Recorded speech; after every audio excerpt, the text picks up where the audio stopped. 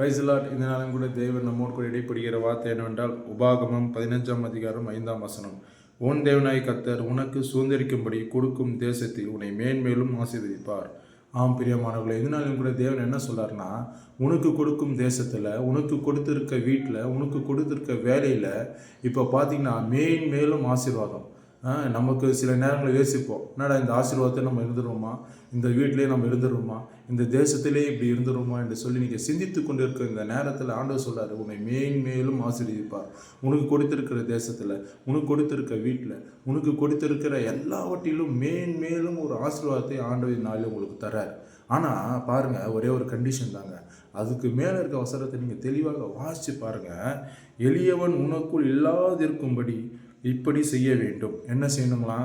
இன்று நான் உனக்கு கற்பிக்கிற எல்லா கற்பனையின்படியும் நீ செய்யும்படி உன் தேவனாகிய கர்த்தரின் சத்தத்தை கவனமாய் கேட்பாயானால். பிரியமானவர்களே, ஆண்டவராகிய இயேசு கிறிஸ்துவின் சத்தத்தை கவனமாய் கேட்டு ஒவ்வொரு நிமிஷம் ஒவ்வொரு நொடியும் அந்த சத்தத்தின்படி நீங்கள் நடப்பீர்களா? நான் நிச்சயமாக சொல்கிறேன், தேவன் நீங்கள் உங்களுக்கு கொடுத்திருக்க தேசத்தில் மேலும் ஆசீர்வதிக்க வல்லமையுள்ள தேவனாய் காணப்படுகிறார்.